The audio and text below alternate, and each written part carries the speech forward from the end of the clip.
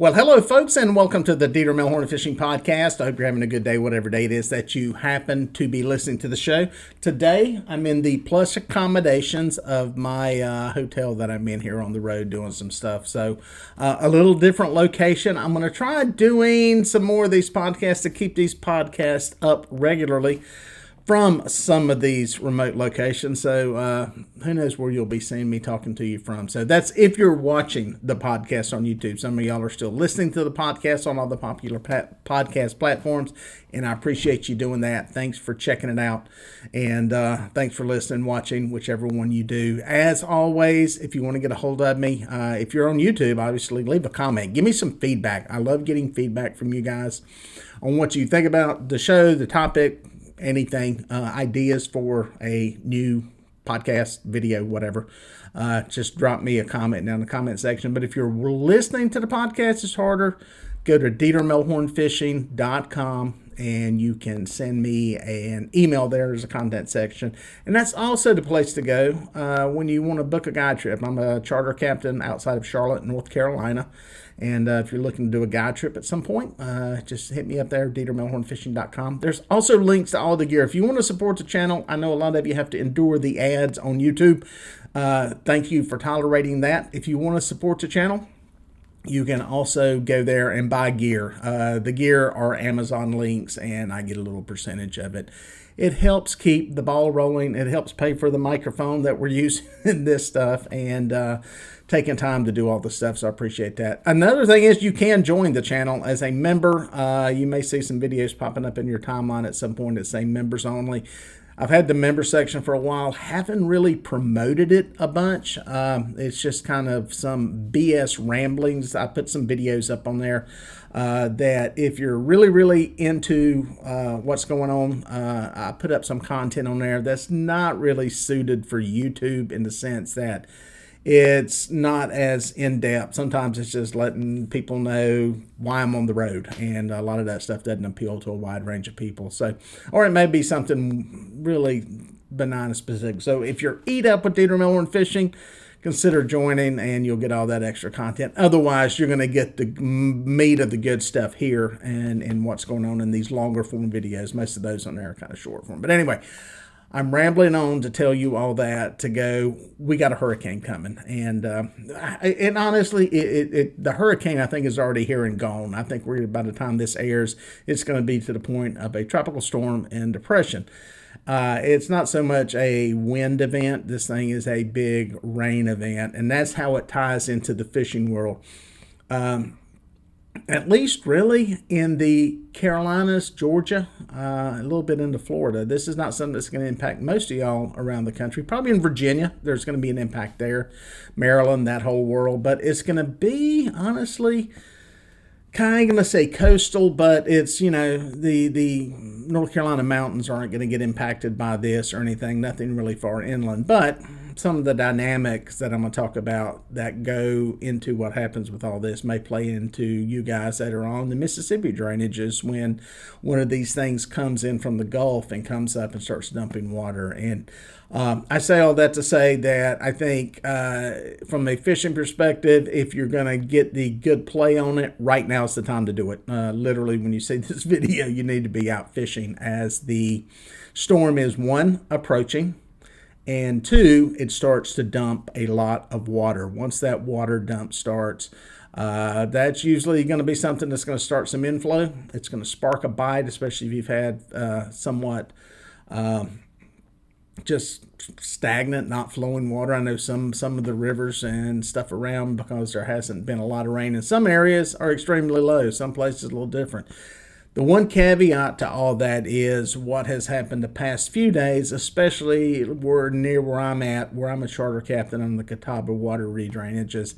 They've started moving water for a couple days. They knew this storm was coming. They needed to get lake levels down so they can take in the inflow of new waters. It's basically so the lakes don't go to flood stage and start having to open up floodgates and you get flooding and stuff. So water's been moving for a few days, and probably the time in some of these places would have been as soon as that started. That's why I tell you guys it's good to stay in touch with what's going on water-wise, weather-wise.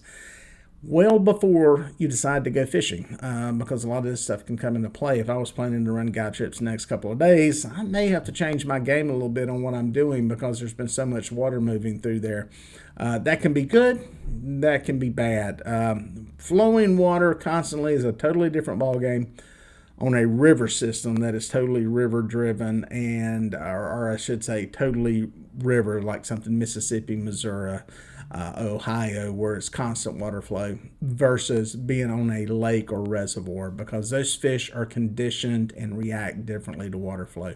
And it's a little different way you approach, and that's kind of what I'm speaking to here. Is in these areas, it pays to stay in tune with what's going on with your water releases and stuff. But I think there's probably, and this may have been why I got on some fish right before I came on this trip, to where there were a lot of fish deep in the river channel and stuff. So it could be, some of that was already starting to play with some of the water they were moving out. But I think the time to be out there, one, is going to be right now as I'm taping this, looking out the window. It's cloudy, overcast.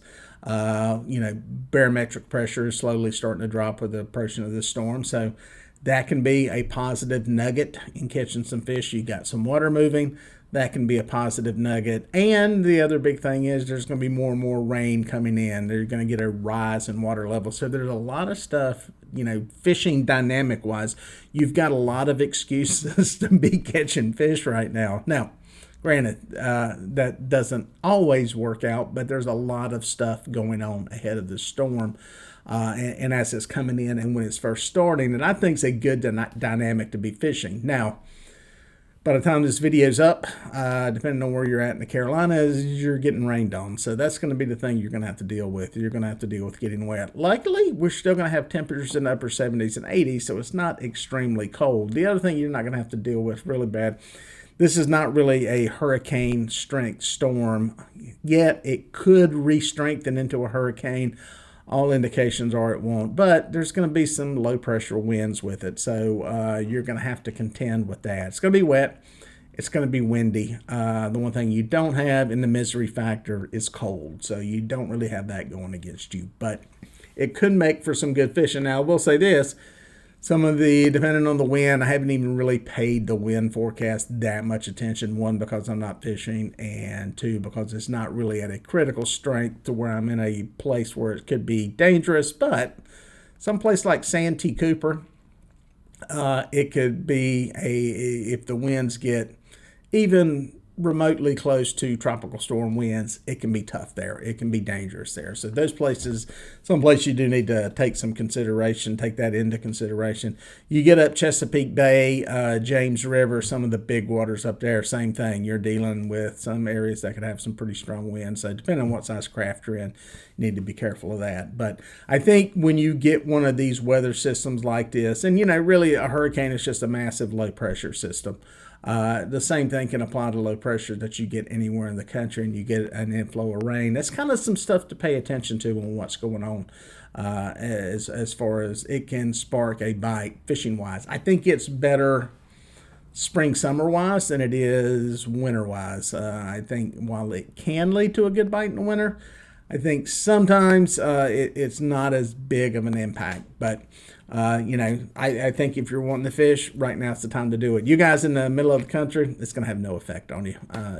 Big part of the country, this has no impact whatsoever. This thing's going to stay along the coast. It's basically going to go out in the ocean, come back in, and then skirt back up the East Coast. It's going to have an impact, like I said, on the Atlantic seaboard states up and down through here. So won't be a real far inland impact, but keep some of this stuff in mind as these things come across the Gulf. They come in, they dump a lot of rain, and you get other weather systems that move through. Keeping an eye on these low pressure, especially this time of the year. I think it can be a good thing to, if you've got the flexibility in fishing and going when you can go, and a little bit of ability to do that, might be a good time to go give it a shot. But be careful, keep an eye on the weather. There are embedded thunderstorms involved with this, and there are some tornado watches in place. I've seen some tornado warnings on the map this morning. So keep, stay weather aware, stay, conscious of what's going on there.